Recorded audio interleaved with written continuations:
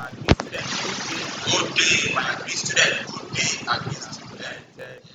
Welcome you to another Welcome e-facilitation you class. to another E-facilitation class e-facilitation for class. ANP313. Yes, we are in week ANP313. 6, week Yes, 6 we of this are in week e-facilitation. 6. Week Gradually, 6 we are of this running e-facilitation. down Gradually, we are the running track for down this e-facilitation. What is today's topic? track Oh, for today's this topic is very e-facilitation. What important. is It is today's on topic? health This topic management is in important. It poultry is on keeping. So health the topic management is the in principles poultry of keeping. health management Topic is practices in principles poultry of keeping. health It's going to be management very interesting. practices in Without poultry waste of time, keeping. It's going to I be say very you are interesting. welcome on board. Let's go straight to Time. class. Let us go I say straight you are to welcome on board. class. Let's go straight to class. Let us go straight to class. Yes, you are welcome to class. You are welcome to class. Yes, needless to say, I'm so happy to be in class with you once again. Now, of course, I've told you the topic, the principles of health management practices in poultry keeping. You know my name, Dr. Abayomi. Samuel Bankole is the name. That's my institution email right there. So you can reach me at your convenience if there is any query or observation. Let's move quickly. Now, introduction. For many years, the poultry industry has emerged as a major source of much required animal protein for human consumption. One major concern of the poultry farmer is how to curtail mortality in the poultry flock. Now, this is because to get an impressive growth rate, high productivity, and profits, you have to relate it with how you will overcome the challenges of high mortality. Yes, poultry productive life is relatively short. Of course, for broilers, you have around 10 weeks to grow them and 1 to 1.5 years for commercial layers. Thus, any disease-induced defects to body and functions of birds will virtually end up in irreparable damage to the weight and egg production performances of these birds. It is very clear that poultry can ill afford any recuperative period, no matter how short. Thus, disease prevention is the only best option for efficient poultry production. Now, good management practices as well as preventive medication and vaccination are tools to help poultry keepers to have a healthy stock in order to achieve its production objective. These are the tools we want to examine under today's topic. Let's move. Let's first look at farm management practices and hygiene in the poultry. Farm management practices show the general principles for disease prevention and efficient productivity in a stock.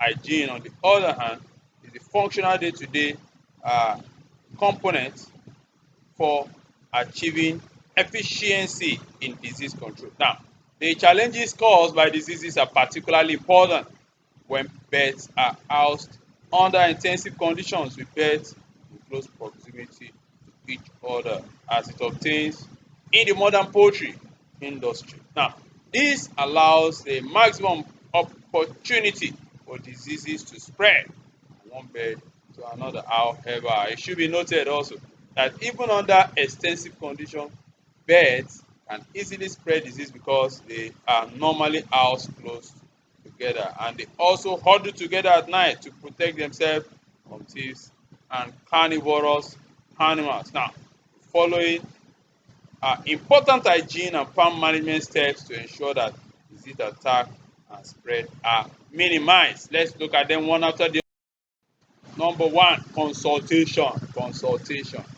Often the poultry farmers who experience serious disease problems are those who fail to consult with professionals such as extension uh, specialists, poultry pathologists, veterinarian. Now, consultation with these specialists will help to prevent some of the common pitfalls and these should be done at the very first or initial stage, planning stage.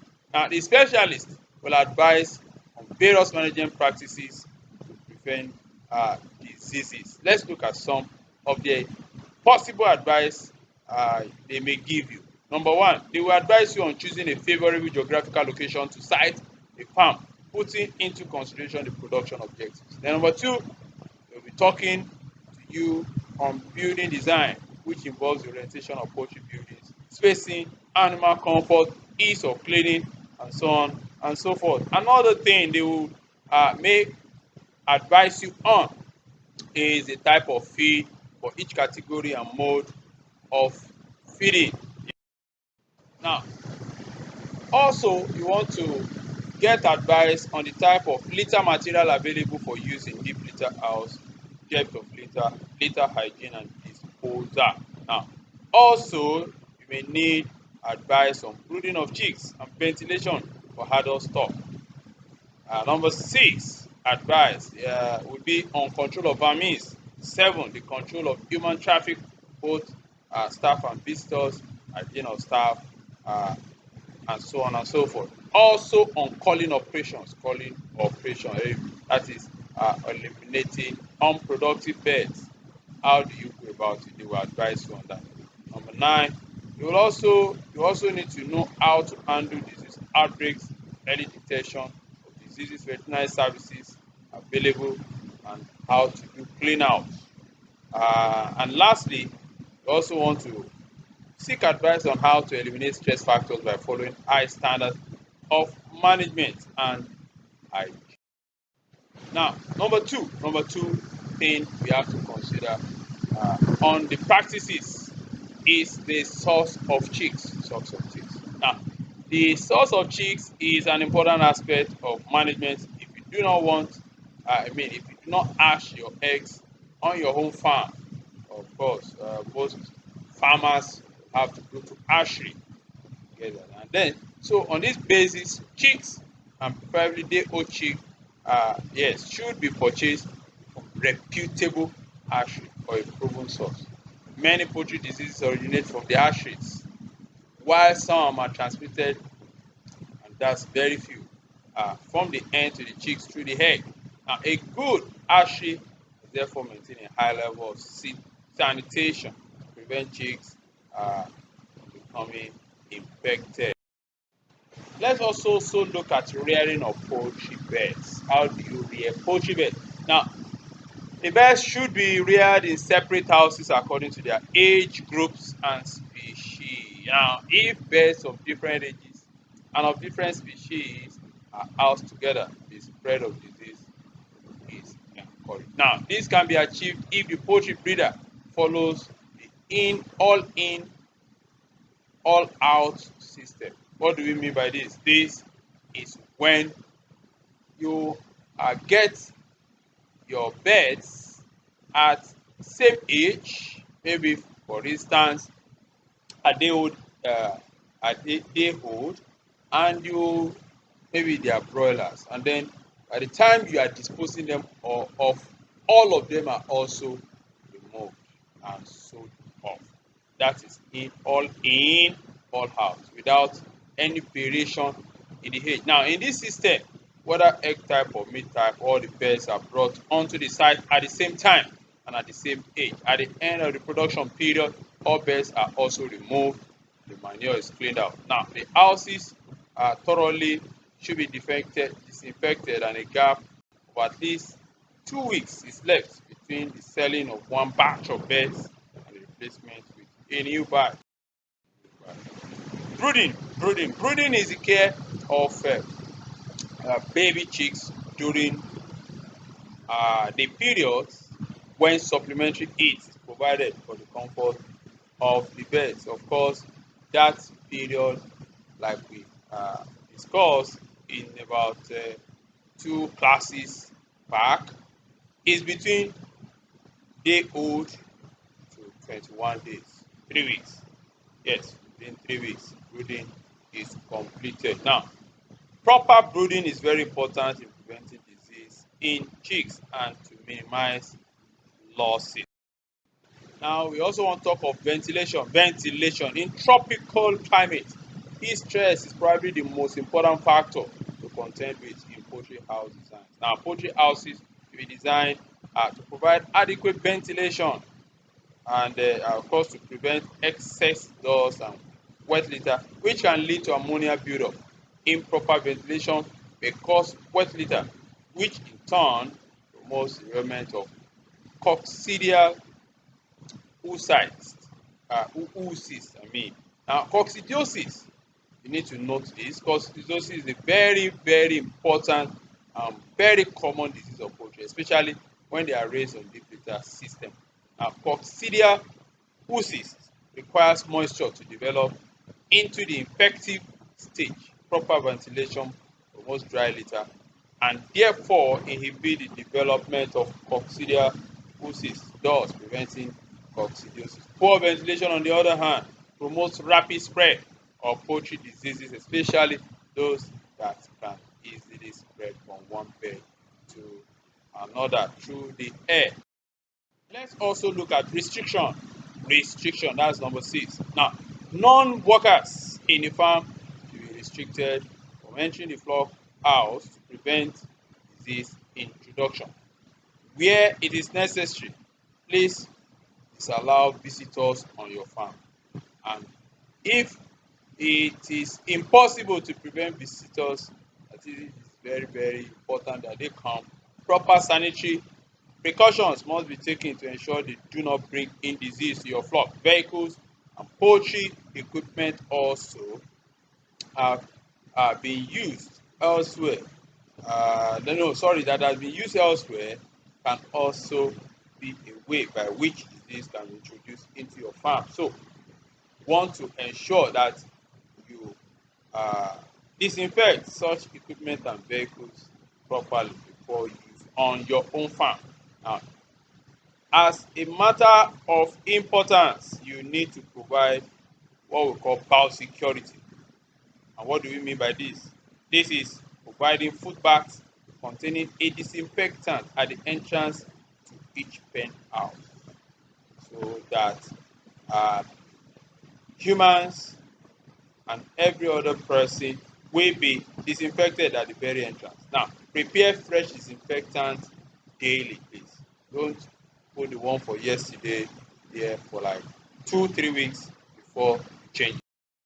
Number 7, feed and feeding. Oh, we have talked so much on this during fundamentals of poultry production, and I may not want to dwell too much again on this. But then, correct feeding is required for normal growth, vigor, egg production, hatchability, and long productive life. Now, poultry feed rations are formulated to contain all the nutrients essential for the proper function of the body in the right quantities. Now, deficiency of any of these essential nutrients oftentimes cause disease conditions. Water is the cheapest of all the feeding nutrients, and its supply must be tested for quality to make it safe for poultry. Poultry feed should be purchased from a reputable feed manufacturer if you are not making your feed by yourself. A good feed kept for too long in store may lose some of its essential nutrients. Also, the use of moldy feed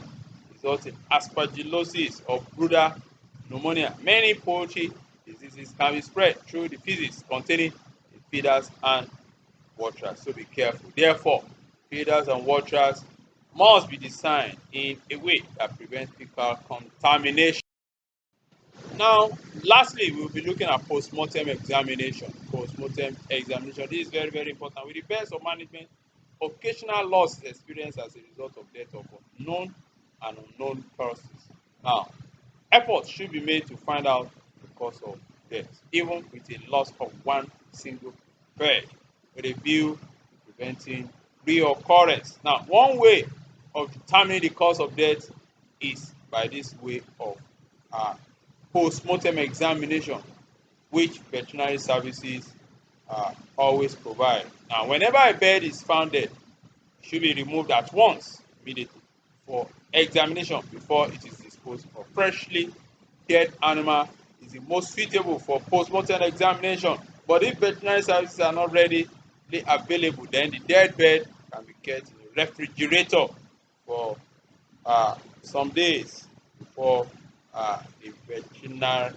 veterinarian will come around. The veterinary doctor,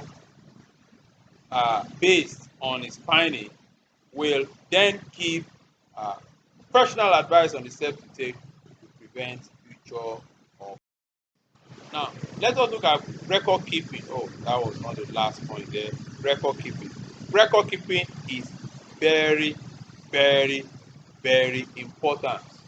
See, I emphasize that 3 times, as it helps to give the required warning of an impending problem. Most disease problems are reflected in the feeding pattern of the birds. A drop in feed consumption is usually one of the first signs exhibited by a sick bird. There are 3 types of records to be kept by poultry farmers. 1, inventory record. 2, production record.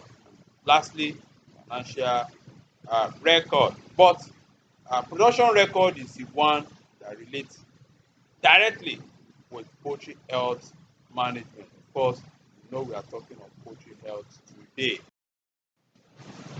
Now, number 10, disposal of dead birds. One way of preventing the spread of disease uh, from dead birds is by proper disposal of these birds. Thus, dead birds must be buried or burnt immediately. That means they serve as carriers of disease germs after contacting disease or dead birds. Now, the essential management procedure for minimum or to minimize or prevent the spread of diseases of dead birds are as follows. Number 1, immediate removal of all dead birds from cages and floor of the pen. 2, keeping the waste bin for holding dead birds closed. You close it always to prevent contact by flies, dogs, insects, etc. Number 3, the waste bin will be well isolated from the operational areas. Number 4, after handling a dead bird, all equipment and material used should be properly disinfected. Now, let's look at vaccination in poultry. Vaccination in poultry. This is the process of vaccine administration in chickens to protect them against bacterial and viral disease of economic importance by stimulating immunity in the chickens. For vaccines to be used, it must be germ-free. It must be germ-free. They must not be carriers of germs. And the chicken to be administered also should be healthy, very, very healthy.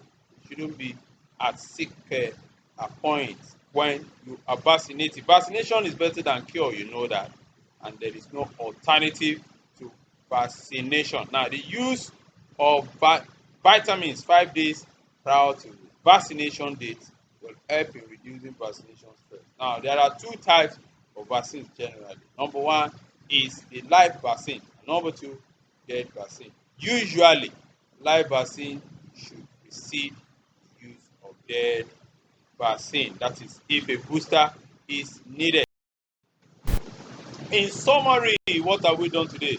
What have we been able to cover? We have been able to look at the number 1, the importance of farm management and hygiene. And 2, we have been able to look at steps to minimize the attack and spread of poultry diseases. Number 3, difference. We have been able to check the difference between farm management and hygiene. And lastly, we talked about vaccination in poultry. Oh yes, this is where we will be drawing the curtain today. Please ensure you constantly visit the virtual learning environment for important information. And of course, this instructional video will be available on that platform. So please ensure you visit constantly and attend to other matters like discussion forum on that page. So many things are happening there. Please constantly visit there. Yes, and of course, do your class activity as well. Till we meet next time, from here, I say bye bye. Bye bye.